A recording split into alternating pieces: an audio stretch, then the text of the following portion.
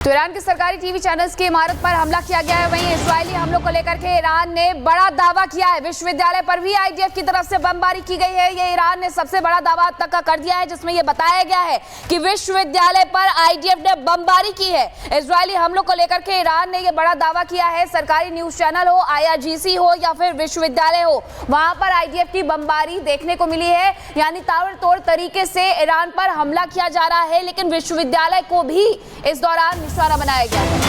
Iran के कई इलाकों में बिजली सप्लाई ठप हो गई है। इजरायली एयर स्ट्राइक के बाद बिजली सप्लाई ठप हो गई है। दफ्तर पे हमला, न्यूज चैनल के अलग अलग जगहों पर हमले हुए, जिसके बाद बिजली सप्लाई ठप हो गई है।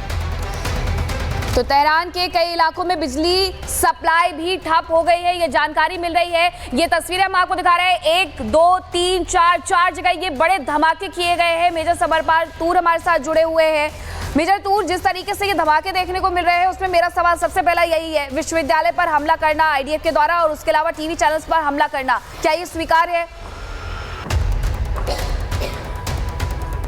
अब एक दूसरे के सिविलियन पॉपुलेशंस को भी टारगेट कर रही हैं, और जिस तरीके से अब जेल के ऊपर भी जो हमला किया गया है, तो एक साफ मैसेज जा रहा है कि इजराइल और यूएस को वहां पे हुकूमती बदलाव चाहिए, और जितने भी अरेस्टेड पॉलिटिकल प्रिजनर हैं तो उनको रिहा करवाने के लिए ये एक रणनीति है कि जेलों पे हमला किया जाए अलग अलग लोकेशंस पे, ताकि वहां पे सपोर्ट इकट्ठा हो सके खमेनी के खिलाफ।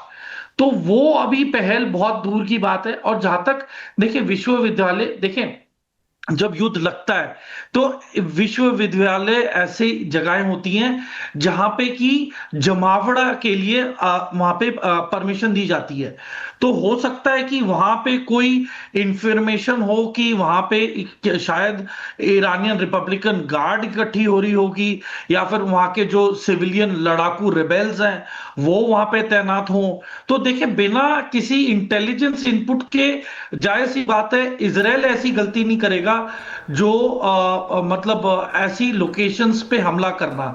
और देखिए, युद्ध की स्थिति में सभी विश्वविद्यालय बंद हैं, कॉलेजेस बंद हैं, तो यहाँ पे आबादी का मौजूद रहना ना के बराबर है, अनटिल अनलेस कोई यहाँ पे रेफ्यूज के तौर पे, जिनके इवैक्यूएशन के तौर पे वहां पे पब्लिक को ठहराया जाए। तो आने वाले कुछ घंटों में हमें पुष्टि होगी कि इन जगहों पे मौजूद क्या था। पर जहां तक मेरा ख्याल है, यहाँ पे पक्का कोई ना कोई मिलिशिया या फिर कोई रेडिकल एलिमेंट ही होगा जिसकी वजह से ये विश्वविद्यालय को टारगेट किया गया है।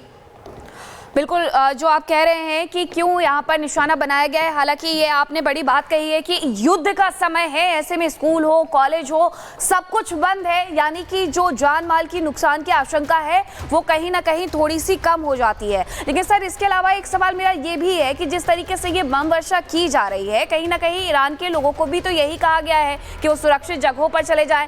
तो अगर टारगेट यहाँ पर किया जा रहा है, नंबर्स तो मौत के आंकड़े के फिर भी बढ़ते जा रहे हैं, क्या ईरान अपने लोगों को उस तरीके से सुरक्षा नहीं दिला पा रहा है जिस तरीके से देना चाहिए, जैसे इजराइल दे रहा है?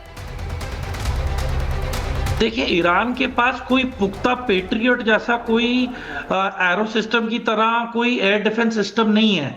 वो ज्यादा से ज्यादा एयरक्राफ्ट को काउंटर कर सकते हैं। और एक बात की मुझे ये हैरानी हो रही है कि जितने भी लड़ाकू विमान ईरान में अभी तैनात हैं, कोई भी एयरबॉर्न नहीं है, सबके सब हवाई पट्टियों पे ही पार्क हैं और उन्हें ताबड़तोड़ नष्ट नाबूद किया जा रहा है। तो ये मेरे समझ के बाहर है कि क्या इनको पायलटों की कमी है, ईंधन की इन्हें कोई कमी है नहीं। तो ये मेरी समझ के बाहर है। पर जहां तक मिसाइलों से हमला करने की बात है, देखें इजराइल पूरी कोशिश करेगा जहां जहां पे इनके मिसाइल लॉन्चर हैं उनको नष्ट नाबूद करना, क्योंकि सिर्फ उसी की वजह से इजराइल पे सबसे ज्यादा मतलब दर्दनाक हमले हो। तो अभी प्रायोरिटी इजराइल के लिए ये है कि मेन वो ये सारे launching sites, launcher, missile launcher sites या स्टोरेज फैसिलिटीज को। चतुर वापस लौट रहे हैं आपके पास, आगे भी आपसे जानकारी लेंगे, लेकिन बता दें एक और बड़ी खबर आ रही है। फोर्डो परमाणु ठिकाने के पास आईडीएफ ने हमला किया है और इस बीच तस्वीर सामने आई है मुलाकात की।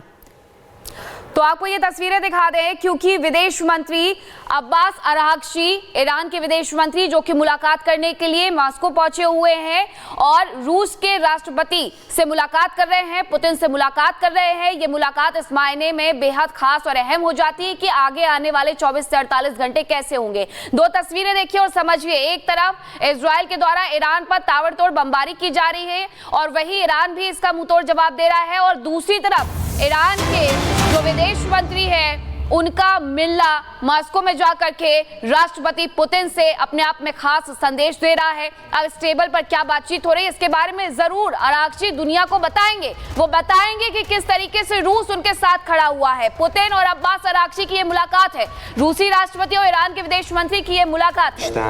हम با رئیس جمهور ایالات متحده آمریکا، هم با نخست وزیر اسرائیل و همچنین با رئیس جمهور امارات و نیز با رئیس جمهور کشور شما. ما در جریان هستیم که خود جناب عالی در روزهای اخیر نیز ملاقات‌هایی داشتیم با رؤسای وزارتخانه‌های امور خارجه کشورهای اروپایی. तो ये मुलाकात और बातचीत की लाइव तस्वीरें इस वक्त आपको दिखा रहे हैं। ईरान के विदेश मंत्री मुलाकात कर रहे हैं राष्ट्रपति पुतिन से। मेजर तूर इस वक्त हमारे साथ जुड़े हैं। मेजर तूर, आप इस वक्त स्क्रीन पर तस्वीर देख रहे हैं, ये मुलाकात की तस्वीर कितनी अहम? ये बहुत अहम है अनामिका, क्योंकि देखें अभी इस दौरान ईरान को भी पता है कि रूस यूक्रेन के खिलाफ युद्ध में उतरा हुआ है और यूक्रेन को कौन सपोर्ट दे रहा है। तो सीधी सी बात है कि ये एक हुक्म का इक्का रूस के हाथ में आ गया है कि वो ईरान को या तो समझा सकता है कि लड़ाई पे ना जाए, अमेरिका पे हमला ना करे, और यही बात स्पष्टता के साथ रूस अमेरिकियों को भी बताएगा कि अगर तुम यूक्रेन को संभाल लो और उसे बोल दो कि युद्ध विराम कर ले और मान जाए तो सब बढ़िया रहेगा, वरना फिर रूस भी ईरान को सपोर्ट देगा, हथियारों का सपोर्ट देगा। क्योंकि हमें भूलना नहीं चाहिए कि जब रूस दिक्कत में आ गया था, जब उसे कमी पड़ गई थी हथियारों की, तब पहला मुल्क ईरान था जिसने शाहिद 136 ड्रोन्स की प्रोडक्शन फैसिलिटी को रूस में तैयार किया था, और सबसे ज्यादा ड्रोन्स ईरान ने ही रूस को प्रोवाइड किए थे। तो अब वो समय आ गया है कि रूस को वापस कैसे मदद करनी है ईरान की। पर ईरान यदि अमेरिकी बेसिस पे हमला करता है तो ये एक बहुत ही एक दर्दनाक अंत हो सकता है इसका। तो समझदारी इसमें यही होगी कि ईरान अपनी जंग सिर्फ इजराइल के प्रति रखे, और इसी दौरान रूस और चीन ईरान को हथियार देते रहेंगे, चाहे वो अमेरिका के साथ युद्ध पे जाए या फिर वो इजराइल के साथ युद्ध लड़े, उसकी जो हथियारों की कमी नहीं होगी। और ऊपर से हमने उत्तरी कोरिया का रोल क्यों नहीं बात कर रहे हैं कि उत्तर कोरिया की काफी मिसाइलें रूस इस्तेमाल कर रहा है यूक्रेन के खिलाफ, तो क्यों नहीं कि उत्तर कोरिया का जो असला बारूद और मिसाइलें हैं, उत्तर कोरिया का जो आप जिक्र कर रहे हैं उस पर आएंगे, लेकिन अभी जो तस्वीरें आ रही हैं मॉस्को से वो लाइव तस्वीरें आ रही हैं। आपने कहा कि कहीं ना कहीं जो हथियार हैं वो ईरान को उपलब्ध करवाए जाएंगे मॉस्को की तरफ से, रूस की तरफ से, लेकिन क्या यहाँ पर ये मांग नहीं की जा रही होगी कि आप भी हमारे साथ सीधे तौर पर युद्ध में उतर जाइए, जैसे अमेरिका इजराइल के साथ उतरा हुआ है, खड़ा हुआ है? क्या ये मांग भी की जाएगी आज इस टेबल पर चर्चा के दौरान?